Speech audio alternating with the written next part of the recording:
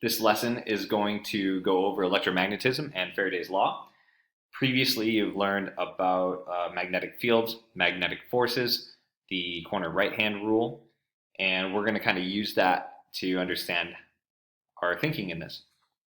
So for a review, for a warm-up, there is a current-carrying conductor that's inside of a magnetic field, as shown. What direction of force does it feel?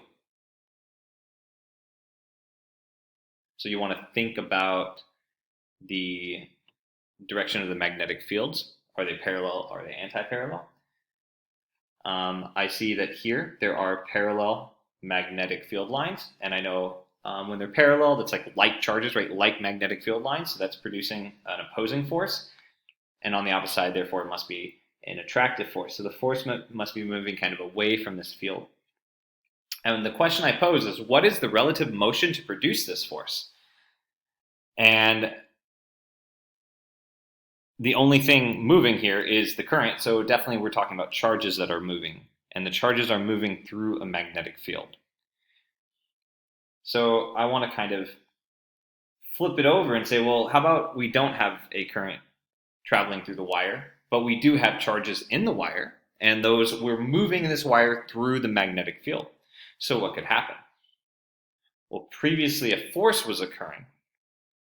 And so a force is also occurring here too, because those charges are moving through a magnetic field. The force is producing, and it's right. We know that the force is always acting. The term is orthogonal or perpendicular, but it's more like a three-dimensional or perpendicular. And so we know that the force must be moving up or downward. So there must be a force moving up or downward, and that must mean that a current's happening, because those forces are acting on the charges and they're moving up or down this wire. So we could look at the corner right-hand rule. Let's bring this over. Let me bring it over right in the middle to get us ready for our next part. And say, well, which direction are the charges going? So keep that in mind when we look at this next part. Because here's a situation of a wire that doesn't have a current. It's going downward through a magnetic field. The magnetic field is going into the page, as shown by the X. X marks the spot, going in. And that means there must be some forces that are occurring on this wire. How are they going? Well, let's see. Okay, so if my thumb, that's the movement of the charge, that's going downward. The magnetic field is going into the page, so my middle finger is going into the page. And then I should see my middle finger is the force. Remember, that's not the force on the negative charges. Those are the forces on the positive charges. So we should see the positive charges going to the right and the negative charges going to the left. And that's producing a separation of charge. And when we have a separation of charge, we know that there is a field that's occurring there, and therefore a potential. So this movement through a magnetic field produces this electric field. And when there is an electric field in a wire, if we connect those wires together, we will see a potential. We will see that means like it's acting as a battery. So just moving a wire through a magnetic field produces an EMF, because it produces kind of this sort of battery. And I asked the question, what are some factors that would increase this potential difference? And if you're thinking what I'm thinking, of course you can think of like the wire resistivity and things like that. But if we think of something new, that would be our magnetic field. So we know that our magnetic field is definitely having an effect on the EMF that is being induced in this wire. So let's look at this. I've also included, if you go on my OneNote, an animation of this a conductor moving through a magnetic field. It just shows charges moving. You just think about it, use the right-hand rule, and we're good. And now we want to try and calculate this induced EMF. Well, we know that the EMF is another word for voltage. And we just said that when there's charges separated, which just happened, which will happen when it moves through a magnetic field, that there is an electric field, and the voltage that is produced is equal to the electric field, when uniform, multiplied by the distance that it traveled through. So I want to think about this electric field, and I want to think about the force that produces this electric field. And when it comes to what we've used in the past, we say, well, it's it's moving through a magnetic field, and we know it's a magnetic force, but we're calling it electromagnetism. So there's a reason for that. So we know there's a force that's pushing an electron to the left, and we've called that the magnetic force. And technically, this magnetic force is kind of the same as the electric force. And so I'm just going to draw a positive charge. Now, it doesn't matter which side I write my magnetic force or my electric force. So just know that. It's not like negative charges feel a magnetic force and positive charges feel an electric force.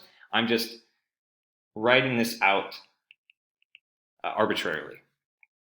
So a magnetic force is producing an EMF, which is usually due to an electric force. So let's try to use that to our advantage to try and calculate what our EMF actually is. So I will say that my magnetic force is going to be equal to my electric force. Technically, they're in opposite directions, so I might want to draw,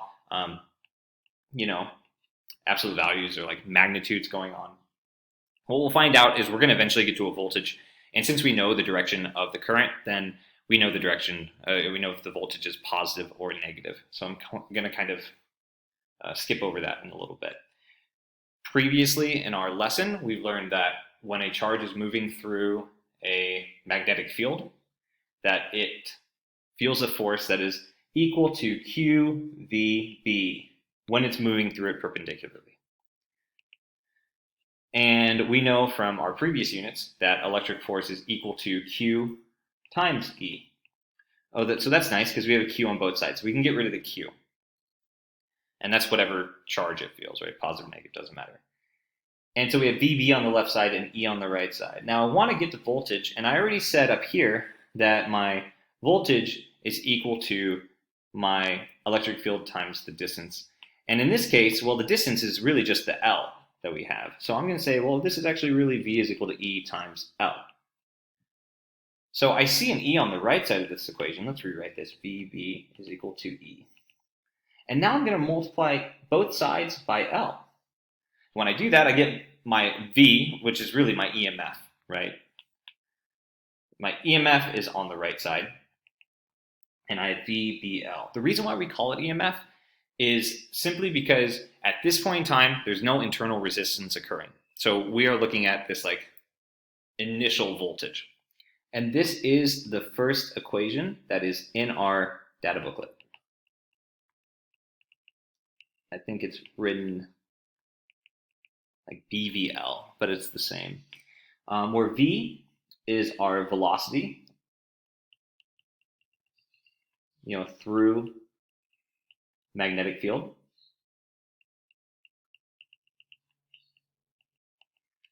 B is our magnetic field. So the units is Tesla for here. Here is meters per second.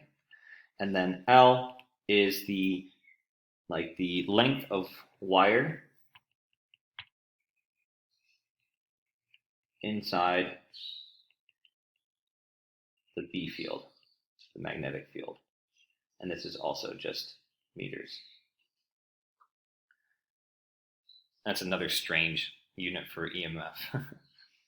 So we're going to take this and expand on it, because this equation is actually kind of one of the simplified equations, and we're going to try to analyze this equation to extract some more information to be able to apply to a multitude of situations. And here's the next, the transition to get to that.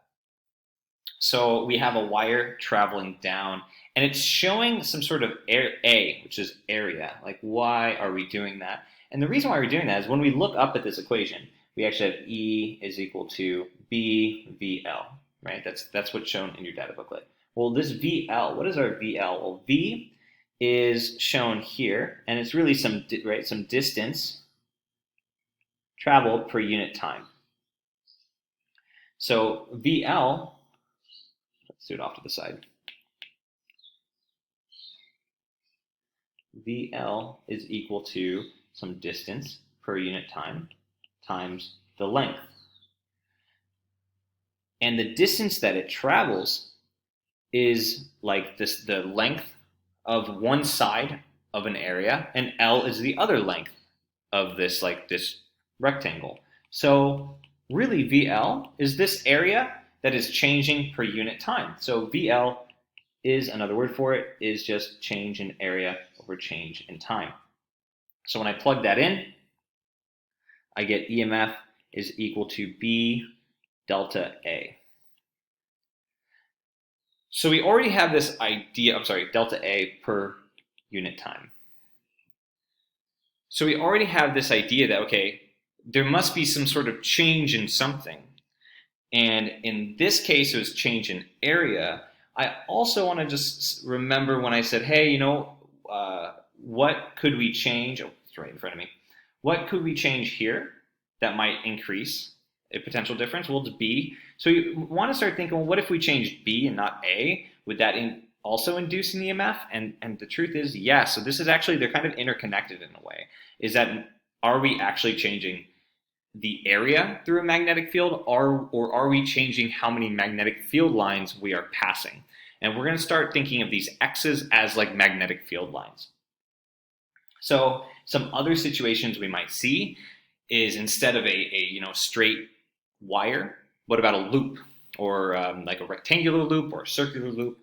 And when does that moving through a magnetic field produce an EMF? And when we think about it, well, something has to change, right? If it's moving around on this left side, outside of the magnetic field, a current's not going to pass through it. It's not until it enters. Actually, let's make that look more like the box. Not until it enters, still not great, the magnetic field, that an EMF is going to be induced, or when it exits, that's better, is when an EMF is induced. While it's inside, no EMF is induced. So only when there's some sort of change in magnetic field lines. That's going to be the same for the loop, so a coil of wire. And when we think of a coil of wire, there must be some like number of coils. And these amounts of coils layer on and multiply the EMF that is induced from a single coil. A single loop is similar to a single coil. So each coil is inducing its own EMF, as shown by this image, and then they all sum up to this total EMF. So the more coils, the more EMF, and that hints at another change that produces more EMF, that has an effect on the EMF. Lastly, if we don't have something moving translationally, like horizontally through some magnetic field, what about if we had a flipping of some wire? And we need to make sure and think about, are there magnetic field lines changing in that? So you can even imagine, like, let's think of like it's raining, right? And you put your hand out like this, and you put a flat hand, and it's raining on your hand. If you turn it sideways, you're going to decrease the amount of rain that's hitting your hand. And when you flip it the other way, then you're going to start getting hit again, except on the opposite side. So you're actually changing the magnetic field lines entering your hand, or the rain hitting your hand, and therefore an EMF is going to also be induced. And this is a very important one, because we're going to start thinking about, well, if flipping can produce an EMF, what about rotating? And then we'll start getting into motors and things like that. The next part, we're actually going to finally get to kind of the transition to the math. What affects the induced EMF of a coil? So is there what relative changes can induce an EMF? And I'm using coil here, but it could be a single coil, it could be a loop. And we've already done all those three. So in the beginning, we said, well, what if we change the magnetic field strength? That should strengthen or decrease the EMF that's induced. So that's the first one we have. What's the next one? Area. A change in area can produce an EMF. And then we have this number of coils. So we've already hit all three. So any relative change in the number of coils, which is actually rather hard to do, the area of the coil, and specifically inside the magnetic field, and the magnetic field strength.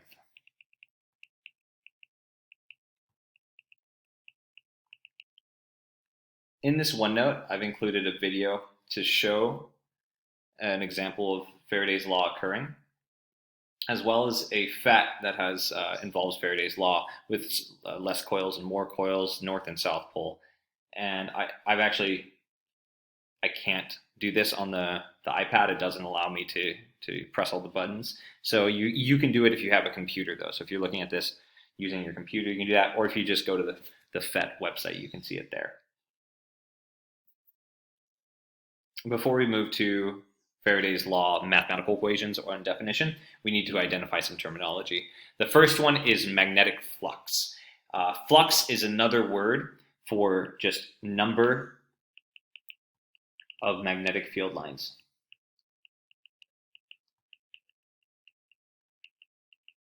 And like within an area. I tend to like to think about flux as rain, as you've already seen me do my hand, in like how many lines are passing through an area, or how much rain is passing through an area. Because you can imagine rain dropping on the ground and saying you can count the drops. You can think of that also as magnetic field lines, how many magnetic field lines are passing through some area. The symbol we use is a capital phi, and the units are new. We're calling them Webers.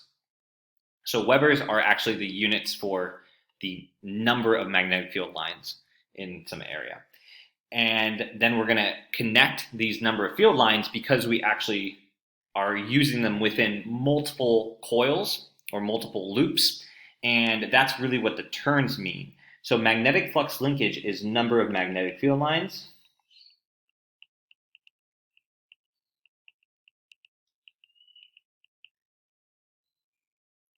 passing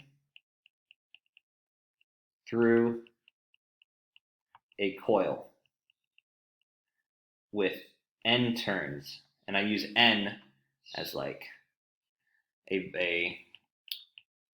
integer. So 1,000 turns, 1,000 coils. And lastly, we have magnetic field strength, which we really already know. We have this new unit that's incorporated, Webers per meter squared, this is technically the same as a Tesla. Webers per meter squared is a Tesla. But we're going to use a semi-different definition for it, and it's just the magnetic flux density, as shown by the units of Webers per meter squared. There's a nice infographic that I'm including.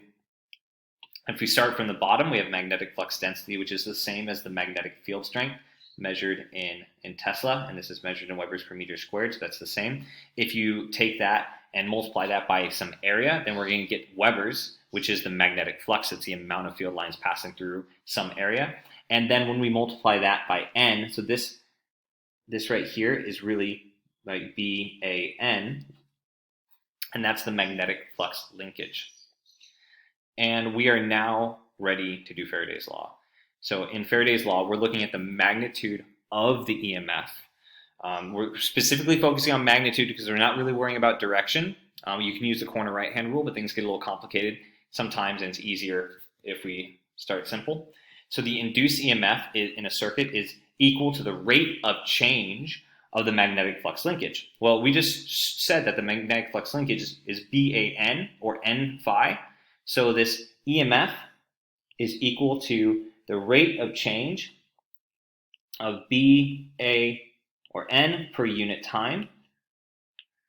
And that means that if either B, the magnetic field changes, A, the area changes, or N, the number of coils changes per unit time, that's going to induce an EMF.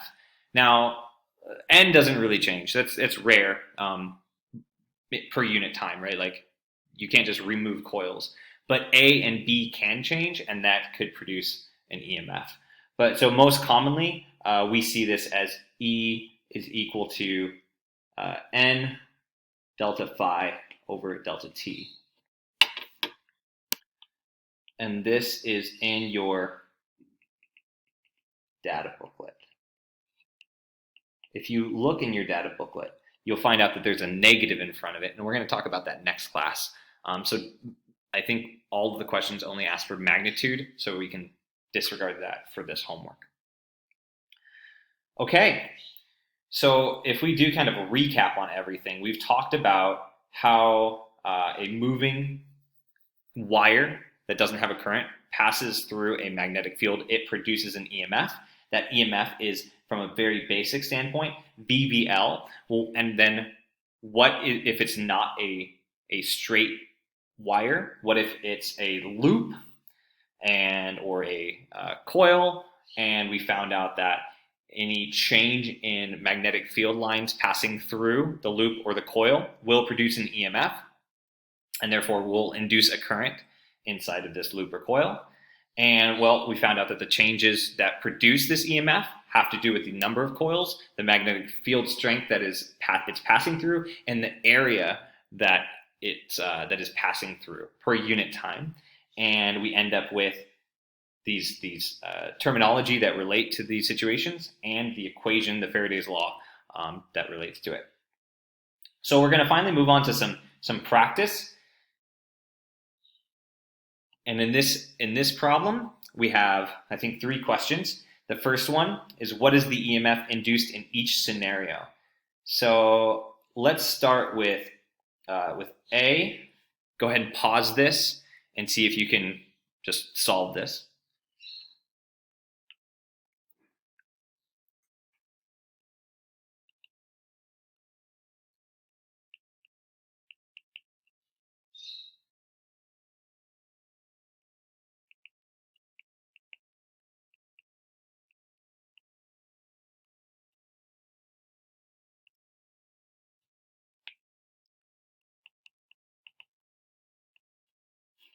Great. Next up, we have a moving magnet that's passing through a coil wire. In this case, since the magnet is moving, the magnetic field strength is changing in this coil. So pause it, solve it.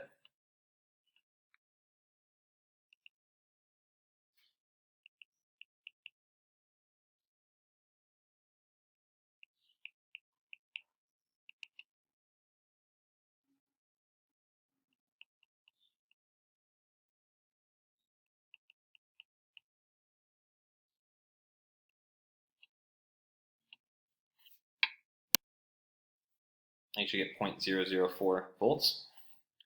And lastly, what is the EMF induced between 0 and 0.6 seconds? And what is the EMF induced between 0.6 and 1.2 seconds? So go ahead and pause this and solve it.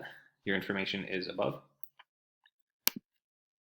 All right, so we have our magnetic field strength, our number of coils, and our area, which is pi r squared, because it's a coil, and the time it took to enter it.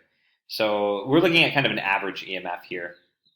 And so if we plug that in, we should end up with 2.36 millivolts, or 0.00236 volts. And then what is the EMF between 0.6 and 1.2 seconds? And that answer is 0 volts, because no new magnetic field lines are entering. Any amount that are entering are exiting equally on the opposite side. And we're finished here, and I'm going to leave you with our guided practice problem, which we will begin next class with. So you will also receive this as a PDF. Thank you for enduring through 24 minutes.